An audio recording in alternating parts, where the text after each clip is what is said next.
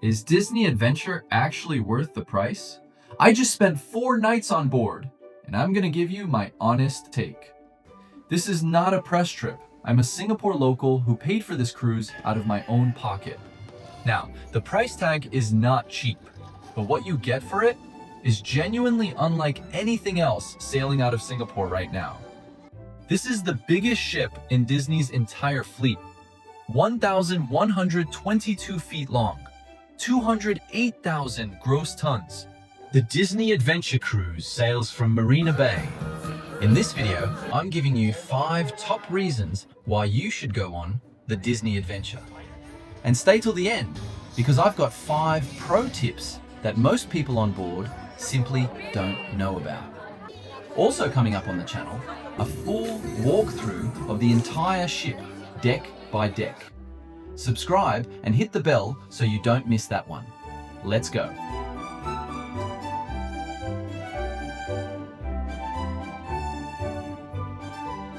When Disney Adventure arrived in Singapore on March 3rd, 2026, the whole city noticed.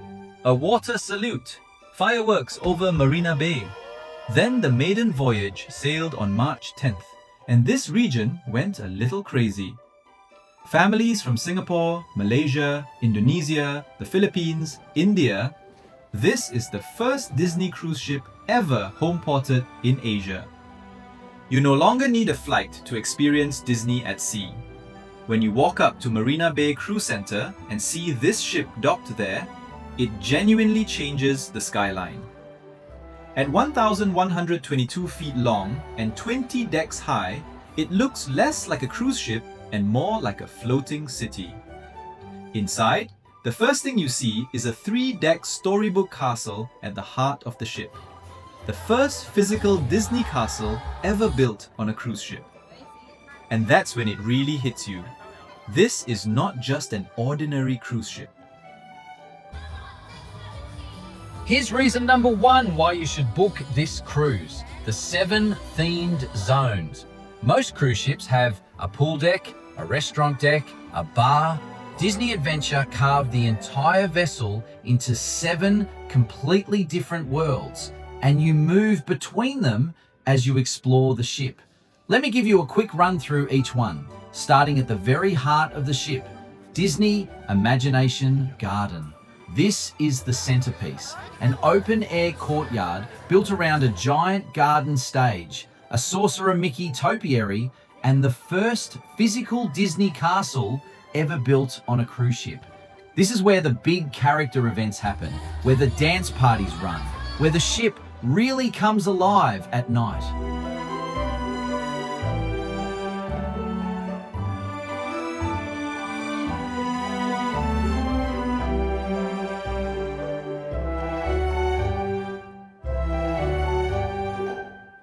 Moving to Town Square on decks 6 and 7. This is the Princess Zone. Cinderella, Tiana, Anna, Elsa, Rapunzel, the theming pulls from all the princess films. You've got lavish dining, elegant lounges, the Bibbidi Bobbidi Boutique for the little ones, and even a Royal Society for friendship and tea if your child wants a proper royal experience. The Walt Disney Theatre also anchors this zone. More on the shows later.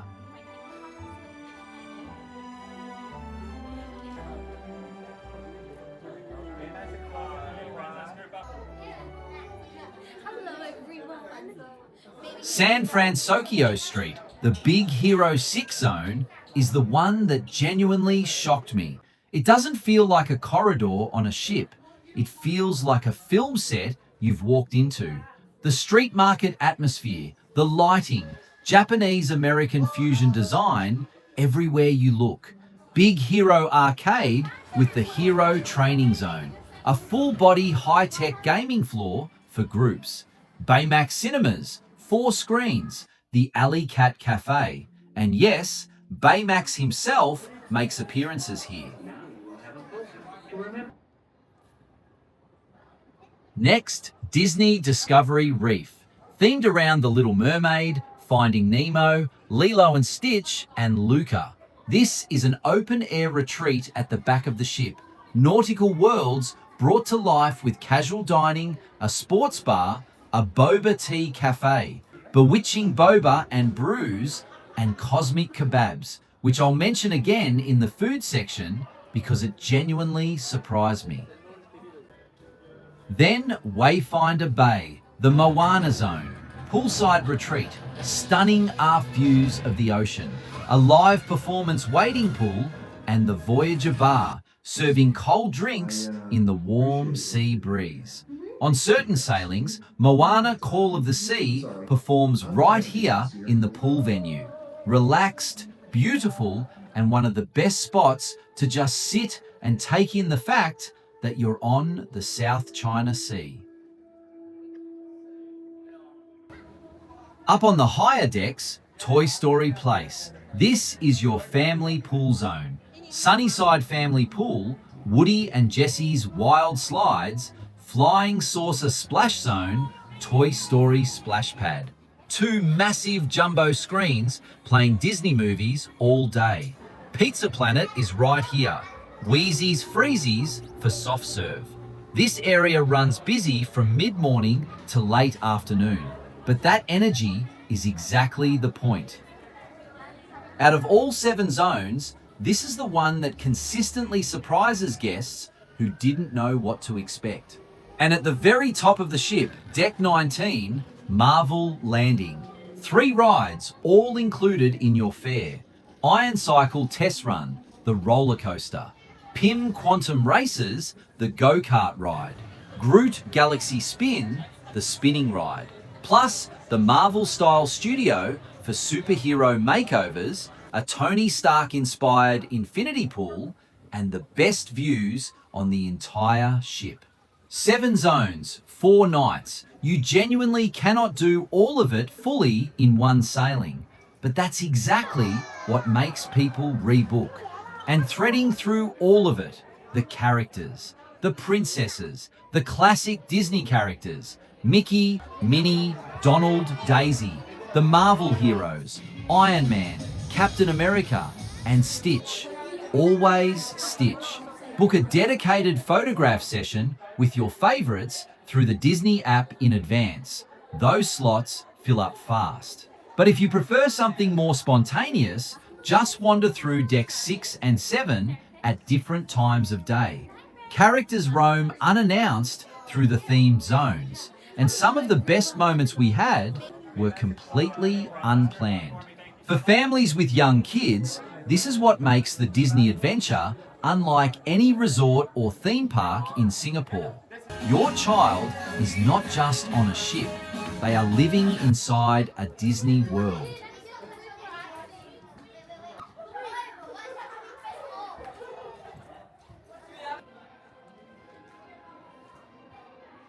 Reason number 2, the entertainment. There are 2 main shows and both are must-watch productions. The first is Remember, a Wall-E-framed greatest hits show built around the most advanced digital stage I've seen on any cruise ship. Unique to this ship, you can't see it anywhere else. The second is Disney Sees the Adventure. Shorter, about 30 minutes, more of a highlights package than a full show. Good, but lower your expectations slightly on that one. Book your show slots through the Disney app before you board. Arrive at the theatre at least 30 minutes early, as the good seats go fast. And then don't miss the Avengers Assemble performance at Imagination Garden on the last day. I want to give this its own mention because it genuinely surprised me. Full Avengers lineup, live performance, the production quality, the realism, we were just standing there amazed. Check the Disney app for the exact timing and do not miss this show. And on the first night of the cruise, the Lion King fireworks. Celebration in the sky. Live fireworks display over open ocean. No city buildings blocking the view. Just the South China Sea and the Lion King playing out above you. That is a Disney cruise exclusive.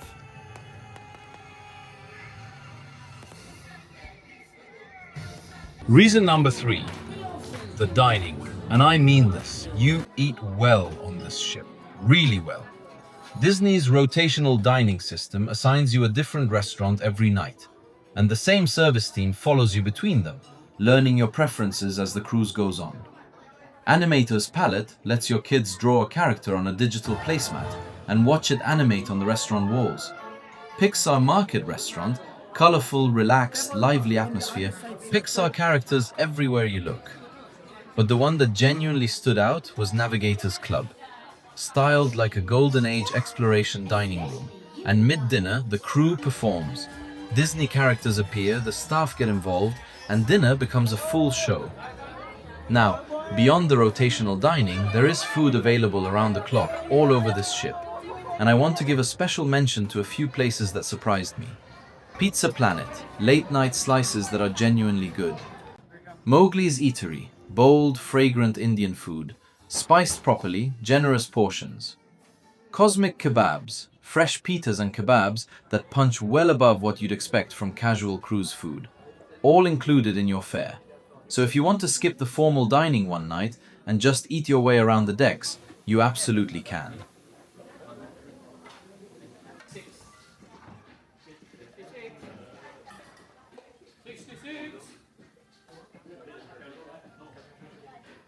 Reason number 4, the cabin experience. And there's something specific about Disney cruise culture that I wasn't prepared for, and it made the whole experience noticeably more magical. People decorate their cabin doors. Not just a sticker or two, full themed decorations, characters, fairy lights, personalized family names, Disney villains, favorite movie scenes. The corridor becomes a gallery, and guests exchange small gifts through something called fish extenders, little pouches hanging off the door handles. Families leave treats for the kids next door. Kids wake up and check their door every morning like it's Christmas. It's completely guest-driven, not something Disney organizes, and it transforms the stateroom experience into something communal and warm.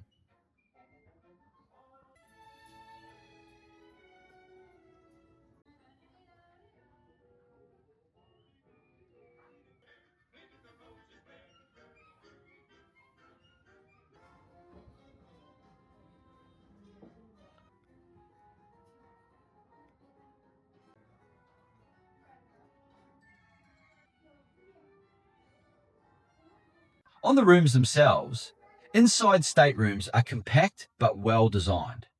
Disney's split bathroom layout, separate toilet and shower, is a genuine quality of life improvement when you're traveling with kids. The cabin theming is detailed all the way through, and the turn-down service each night leaves little Disney surprises for the little ones.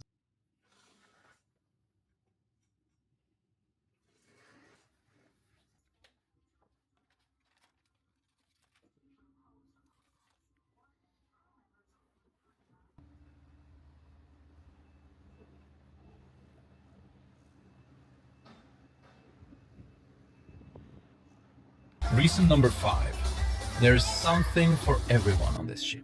And I mean everyone. Nearly 17,000 square feet of retail space, including the World of Disney store, the first time that Disney Parks concept has ever appeared on a cruise ship. The fitness center is well equipped, open and accessible across the sailing. The spa, if you can budget for it, is genuinely excellent. We got massages midway through the cruise, and it was one of the better treatments I've had in Singapore, honestly. Not cheap, but worth it to decompress.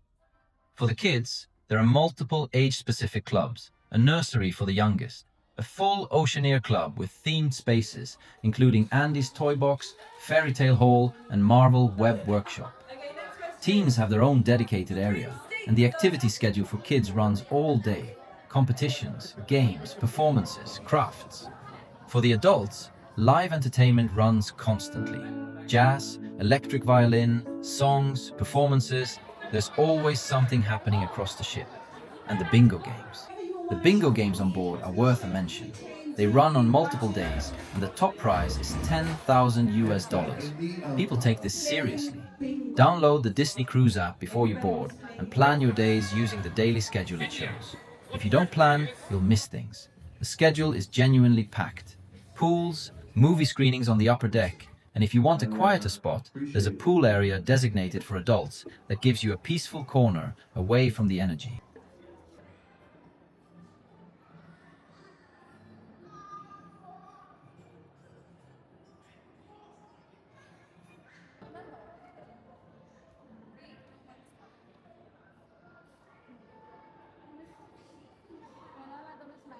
Now let me be straight with you about the things that didn't quite work.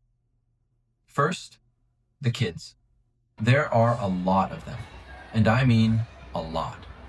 This ship carries up to 6,000 passengers at full capacity, and the vast majority are families with young children. Common areas, corridors, pool decks. It is busy, it is loud, and if you're not traveling with kids yourself, that energy follows you everywhere. There's no escaping it on a ship this size. If you need peace and quiet as a baseline, this is not the holiday for you. Second, the Iron Cycle queue. The roller coaster is the headline attraction, and the queue knows it. We're talking 30 to 60 minutes through most of the day, in open air, on a deck with no shade, in Singapore heat. The ride itself is great, but standing in that queue at 2 p.m. is genuinely unpleasant. Plan around it. Tip number 3 covers this. Third, the dinner timings. Disney runs 2 rotational dining seatings, 5:45 p.m. or 8:30 p.m. There is no middle option. 5:45 p.m. is too early if you've been at the pool all day. 8:30 p.m. is quite late if you have young kids. Neither timing is ideal for everyone, and because it's fixed to your sailing, you're locked in for all 4 nights. It's a small thing, but across a 4-night cruise, it does affect your daily rhythm. And lastly, the adult spaces. They exist, but they are limited. Unlike every other Disney cruise ship in the fleet, the Adventure has no dedicated adults-only pool area. The Infinity Pool is the closest thing, and it skews adult in atmosphere, but it's not restricted. If you're traveling as a couple or a group of adults, you'll find pockets of calm on this ship, but you'll have to look for them. The ship is built for families first. That's not a criticism, it's just the truth. Know that going in. Let's talk about price. Because this is where most people pause. And I want to give you an honest, direct comparison. Not just Disney's numbers in isolation. The closest competitor sailing from Singapore right now is Royal Caribbean's Quantum of the Seas. So let's put them side by side. On Quantum of the Seas, a 4-night sailing for 2 adults in an ocean view stateroom starts from around 1,370 Singapore dollars for 2 persons. On Disney Adventure, the same 4-night sailing, 2 adults, similar ocean view stateroom starts from around 2,500 Singapore dollars for 2 persons. So the Disney premium over Royal Caribbean is roughly 50% on the base fare. That's real money, and it deserves a real answer. Here's what that premium buys you. On Royal Caribbean, you get a very good cruise ship. It's genuinely impressive, but it doesn't have themed worlds you walk into. It doesn't have Disney characters roaming the decks. It doesn't have a roller coaster. It doesn't have a Lion King fireworks show over open ocean. And it definitely doesn't have the magic of your child's face when they spot Elsa walking across Deck 7. If you're traveling as adults, the Royal Caribbean value proposition is very strong. The gap is hard to justify. But if you're traveling with young kids, Disney Adventure is not just a better ship, it's a completely different category of experience. The premium makes more sense the younger your children are. Now, the 5 pro tips I promised you. These are things most people on board simply don't know. Tip number 1. Fancy a hot jacuzzi while watching a movie and your kids are playing by the pool? Head to the back of the ship on Deck 10 near Wayfinder Bay. There's a jacuzzi there that most guests walk past completely. Quiet, beautiful view of the ship's wake. One of the best kept secrets on board. Tip number 2. Want a quieter pool experience away from the family energy? Head to the adult-only area, 18 and above. Overlooking the back of the ship, peaceful pool, no kids running past. And the bar there serves hot dog buns that are legitimately delicious. Do not skip these. Tip number 3, the Iron Cycle coaster. The queue runs long all day. Last ride is at 8 p.m. We found the afternoon too hot. Standing in a 30 to 60 minute queue under open sky is brutal at 2 p.m. in this heat. The best strategy is either the moment you board the ship, queue immediately before crowds build, or during the dinner slots when half the ship is seated in the rotational restaurants. Tip number 4, dinner timings. There are 2 seatings for rotational dining, 5:45 p.m. and 8:30 p.m. If you prefer a slightly quieter, less hectic dining experience, choose the 8:30 p.m. slot. Most families with young kids take the earlier seating. The later slot has a noticeably calmer atmosphere. Tip number 5, the fireworks. It happens on the first night of the cruise. The Lion King fireworks are at the aft starboard side. That's the back right of the ship. Find a viewing spot near the water slides for a great angle on the display. Get there early. This crowd fills up fast. And the bonus tip, do not miss the Avengers Assemble performance on the last day. Check the Disney app for the exact timing, get there early for a good position, and prepare to be genuinely stunned. The production quality, the realism, the way they bring all the characters together. We were standing there completely amazed. It's the best live performance on the ship. End your cruise with that one. That's my full honest review of Disney Adventure, the biggest ship in Disney's fleet, sailing from Singapore every week. Is it worth it? Yes, if you go in prepared. Prepare your app.